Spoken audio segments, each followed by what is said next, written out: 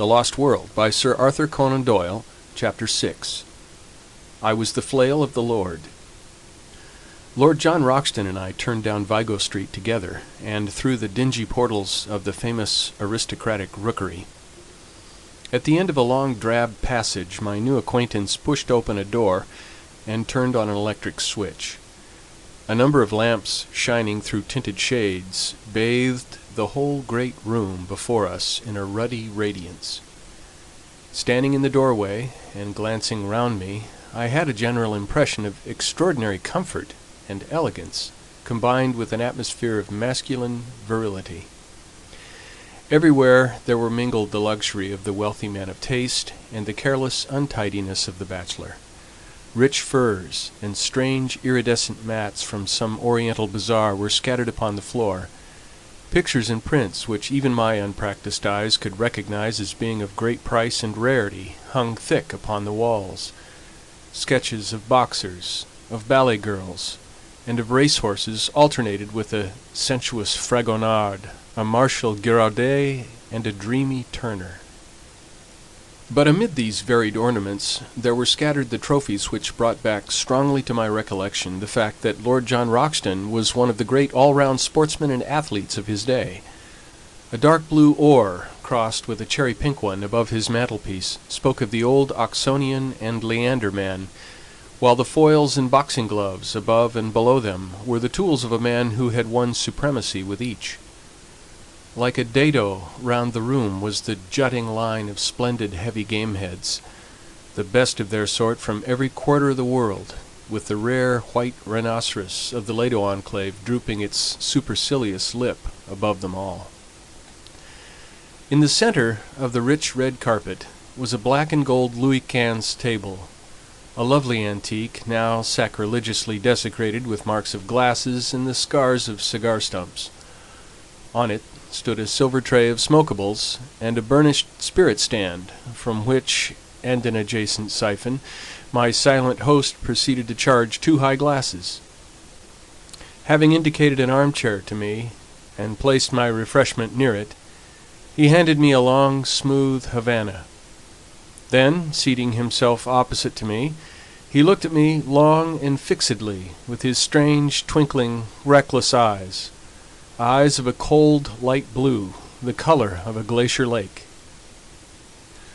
Through the thin haze of my cigar smoke, I noted the details of a face which was already familiar to me from many photographs: the strongly curved nose, the hollow, worn cheeks, the dark, ruddy hair, thin at the top, the crisp, virile mustaches, the small, aggressive tuft upon his projecting chin.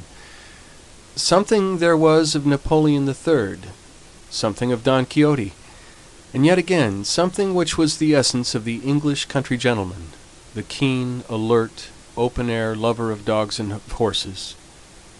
His skin was of a rich flower-pot red from sun and wind. His eyebrows were tufted and overhanging, which gave those naturally cold eyes an almost ferocious aspect, an impression which was increased by his strong and furrowed brow. In figure he was spare, but very strongly built. Indeed, he had often proved that there were few men in England capable of such sustained exertions. His height was a little over 6 feet, but he seemed shorter on account of a peculiar rounding of the shoulders. Such was the famous Lord John Roxton, as he sat opposite to me, biting hard upon his cigar and watching me steadily in a long and embarrassing silence. "Well," said he, at last, "we've gone and done it, young fellow, my lad." This curious phrase he pronounced as if it were all one word, young fellow, me lad. "Yes, we've taken a jump, you and me. I suppose now, when you went into that room, there was no such notion in your head, what?" "No thought of it." "The same here. No thought of it. And here we are, up to our necks in the tureen. Why, I've only been back 3 weeks from Uganda, and taken a place in Scotland, and signed the lease and all. Pretty goings-on, what? How does it hit you?" "Well, it is all in the main light of my business. I'm a journalist on the Gazette." "Oh, of course. You said so when you took it on. By the way, I've got a small job for you if you'll help me." "With pleasure." Don't mind taking a risk, do you?" "What is the risk?" "Well, it's Ballinger. He's the risk. You've heard of him?" "No."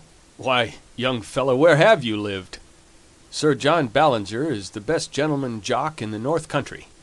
I could hold him on the flat at my best, but over jumps he's my master. Well, it's an open secret that when he's out of training he drinks hard. Striking an average, he calls it. He got delirium on Tuesday, and has been raging like a devil ever since. His room is above this. The doctors say that it is all up with the old dear unless some food has got into him, but as he lies in bed with a revolver on his coverlet, and swears he will put 6 of the best through anyone that comes near him, there's been a bit of a strike among the serving men. He's a hard nail, is Jack, and a dead shot too. But you can't leave a Grand National winner to die like that, what?" "What do you mean to do, then?" I asked. "Well, my idea was that you and I could rush him. He may be dozing, and at the worst he can only wing one of us, and the other should have him. If we can get his bolster cover round his arms and then phone up a stomach pump, we'll give the old dear the supper of his life." It was a rather desperate business to come suddenly into one's daily work. I don't think that I am a particularly brave man. I have an Irish imagination which makes the unknown and the untried more terrible than they are. On the other hand, I was brought up with a horror of cowardice and with the terror of such a stigma. I dare say that I could throw myself over a precipice, like the Hun in the history books, if my courage to do it were questioned, and yet it would surely be pride and fear rather than courage which would be my inspiration. Therefore, although every nerve in my body shrank from the whiskey-maddened figure which I pictured in the room above, I still answered, in as careless a voice as I could command, that I was ready to go. Some further remark of Lord Roxton's about the danger only made me irritable. "Talking won't make it any better," said I. "Come on." I rose from my chair, and he from his. Then, with a little confidential chuckle of laughter, he patted me 2 or 3 times on the chest, finally pushing me back into my chair. "All right, sonny me lad, you'll do," said he. I looked up in surprise. "I saw after Jack Ballinger myself this morning. He blew a hole in the skirt of my kimono, bless his shaky old hand. But we got a jacket on him, and he's to be all right in a week. I say, young fella, I hope you don't mind, what? You see, between you and me, close-tiled, I look on this South American business as a mighty serious thing, and if I have a pal with me, I want a man I can bank on. So I sized you down, and I'm bound to say that you came well out of it. You see, it's all up to you and me, for this old Summerlee man will want dry nursing from the first. By the way, are you by any chance the Malone who's expected to get his rugby cap for Ireland?" "A reserve, perhaps." "I thought I remembered your face. Why, I was there when you got that try against Richmond. As fine a swerving run as I saw the whole season. I never miss a rugby match if I can help it, for it's the manliest game we have left. Well, I didn't ask you in here just to talk sport. We've got to fix our business. Here are the sailings on the first page of the Times. There's a booth boat for Para next Wednesday week, and if the professor and you can work it, I think we should take it. What? Very good. I'll fix it with him. What about your outfit?" "My paper will see to that." "Can you shoot?" "About average territorial standard." "Good Lord, as bad as that? It's the last thing you young fellows think of learning. You're all bees without stings so far as looking after the hive goes. You'll look silly some of these days when someone comes along and sneaks the honey. But you'll need to hold your guns straight in South America, for unless our friend the professor is a madman or a liar, we may see some queer things before we get back. What gun have you?" He crossed to an oaken cupboard, and as he threw it open I caught a glimpse of glistening rows of parallel barrels, like the pipes of an organ. "I'll see what I can spare you out of my own battery," said he. One by one he took out a succession of beautiful rifles, opening and shutting them with a snap and a clang, and then patting them as he put them back into the rack as tenderly as a mother would fondle her children. "This is a Bland's 577 Axite Express," said he. "I got that big fellow with it." He glanced up at the white rhinoceros. 10 more yards, and he would have added me to his collection. On that conical bullet his one chance hangs, 'tis the weak one's advantage fair. Hope you know your Gordon, for he's the poet of the horse and the gun and the man that handles both. Now here's a useful tool. 470, telescopic sight, double ejector, point blank up to 350. That's the rifle I used against the Peruvian slave drivers 3 years ago. I was the flail of the Lord up in those parts, I may tell you, though you won't find it in any blue book. There are times, young fellow, when every one of us must make a stand for human right and justice, or you never feel clean again. That's why I made a little war on my own, declared it myself, waged it myself, ended it myself. Each of those nicks is for a slave murderer, a good row of them, what? That big one is for Pedro Lopez, the king of them all, that I killed in a backwater of the Putumayo River. Hey, now here's something that would do for you. He took out a beautiful brown and silver rifle, well rubbered at the stock, sharply sighted, 5 cartridges to the clip. You can trust your life to that. He handed it to me and closed the door of his oak cabinet. By the way, he continued, coming back to his chair, what do you know of this Professor Challenger? I never saw him till today. Well, neither did I. It's funny how we should both sail under sealed orders from a man we don't know. He seemed an uppish old bird. His brothers of science don't seem too fond of him either. How came you to take an interest in the affair? I told him shortly my experiences of the morning, and he listened intently. Then he drew out a map of South America and laid it on the table.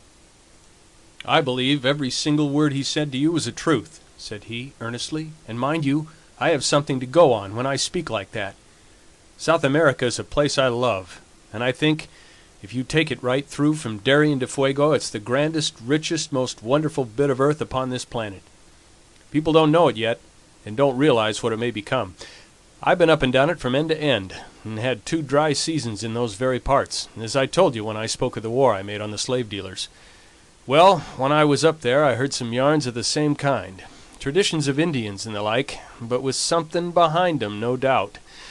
The more you knew of that country, young fellow, the more you would understand that anything was possible. Anything. There are just some narrow water lanes along which folk travel, and outside that it is all darkness. Now down here in the Matto Grande, he swept his cigar over a part of the map, or up in this corner where 3 countries meet, nothing would surprise me. As that chap said tonight, there are 50,000 miles of waterway running through a forest that is very near the size of Europe. You and I could be as far away from each other as Scotland is from Constantinople, and yet each of us be in the same great Brazilian forest. Man has just made a track here and a scrape there in the maze. Why, the river rises and falls the best part of 40 feet, and half the country is a morass that you can't pass over. Why shouldn't something new and wonderful lie in such a country? And why shouldn't we be the men to find it out? Besides, he added, his queer gaunt face shining with delight, there's a sportin' risk in every mile of it. I'm like an old golf ball. I've had all the white paint knocked off me long ago. Life can whack me about now, and it can't leave a mark. But a sportin' risk, young fella, that's the salt of existence. Then it's worth living again. We're all getting a deal too soft and dull and comfy. Give me the great wastelands and the wide spaces, with a gun in my fist and something to look for that's worth finding. I've tried war and steeplechasing and aeroplanes, but this hunting of beasts that look like a lobster supper dream is a brand new sensation, and he chuckled with glee at the prospect. Perhaps I've dwelt too long upon this new acquaintance, but he is to be my comrade for many a day, and so I have tried to set him down as I first saw him, with his quaint personality and his queer little tricks of speech and of thought. It was only the need of getting in the account of my meeting which drew me at last from his company. I left him seated amid his pink radiance, oiling the lock of his favourite rifle, while he still chuckled to himself at the thought of the adventures which awaited us.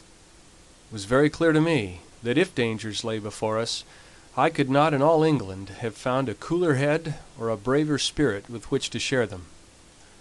That night, wearied as I was after the wonderful happenings of the day, I sat late with McArdle, the news editor, explaining to him the whole situation, which he thought important enough to bring next morning before the notice of Sir George Beaumont, the chief. It was agreed that I should write home full accounts of my adventures in the shape of successive letters to McArdle, and that these should either be edited for the Gazette as they arrived, or held back to be published later according to the wishes of Professor Challenger, since we could not yet know what conditions he might attach to those directions which should guide us to the unknown land. In response to a telephone inquiry, we received nothing more definite than a fulmination against the press, ending up with a remark that if we would notify our boat he would hand us any directions which he might think it proper to give us at the moment of starting. A second question from us failed to elicit any answer at all, save a plaintive bleat from his wife to the effect that her husband was in a very violent temper already, and that she hoped we would do nothing to make it worse. A third attempt, later in the day, provoked a terrific crash, and a subsequent message from the Central Exchange that Professor Challenger's receiver had been shattered. After that, we abandoned all attempt at communication. And now, my patient readers, I can address you directly no longer. From now onwards, if indeed any continuation of this narrative should ever reach you, it can only be through the paper which I represent. In the hands of the editor I leave this account of the events which have led up to one of the most remarkable expeditions of all time, so that if I never return to England there shall be some record as to how the affair came about. I am writing these last lines in the saloon of the Booth liner Francisca, and they will go back by the pilot to the keeping of Mr. McArdle. Let me draw one last picture before I close the notebook, a picture which is the last memory of the old country which I bear away with me. It is a wet, foggy morning in the late spring. A thin, cold rain is falling. 3 shining mackintoshed figures are walking down the quay, making for the gangplank of the great liner from which the Blue Peter is flying. In front of them a porter pushes a trolley piled high with trunks, wraps, and gun cases. Professor Summerlee, a long, melancholy figure, walks with dragging steps and drooping head, as one who is already profoundly sorry for himself. Lord John Roxton steps briskly, and his thin, eager face beams forth between his hunting cap and his muffler. As for myself, I am glad to have got the bustling days of preparation and the pangs of leave-taking behind me, and I have no doubt that I show it in my bearing. Suddenly, just as we reach the vessel, there is a shout behind us. It is Professor Challenger, who had promised to see us off. He runs after us, a puffing, red-faced, irascible figure. "No, thank you," says he. "I should much prefer not to go aboard. I have only a few words to say to you, and they can very well be said where we are. I beg you not to imagine that I am in any way indebted to you for making this journey. I would have you to understand that it is a matter of perfect indifference to me, and I refuse to entertain the most remote sense of personal obligation. Truth is truth, and nothing which you can report can affect it in any way, though it may excite the emotions and allay the curiosity of a number of very ineffectual people. My directions for your instruction and guidance are in this sealed envelope. You will open it when you reach a town upon the Amazon which is called Manaos, but not until the date and hour which is marked upon the outside. Have I made myself clear? I leave the strict observance of my conditions entirely to your honor. No, Mr. Malone, I will place no restriction upon your correspondence, since the ventilation of the facts is the object of your journey. But I demand that you shall give no particulars as to your exact destination, and that nothing be actually published until you return. Goodbye, sir. You have done something to mitigate my feelings for the loathsome profession to which you unhappily belong. Goodbye, Lord John. Science is, as I understand, a sealed book to you, but you may congratulate yourself upon the hunting field which awaits you. You will, no doubt, have the opportunity of describing in the field how you brought down the rocketing Dimorphodon. And goodbye to you also, Professor Summerlee. If you are still capable of self-improvement, of which I am frankly unconvinced, you will surely return to London a wiser man." So he turned upon his heel, and a minute later from the deck I could see his short, squat figure bobbing about in the distance as he made his way back to his train. Well, we are well down channel now, There's the last bell for letters, and it's goodbye to the pilot. We'll be down, hull down, on the old trail from now on. God bless all we leave behind us, and send us safely back. End of chapter 6.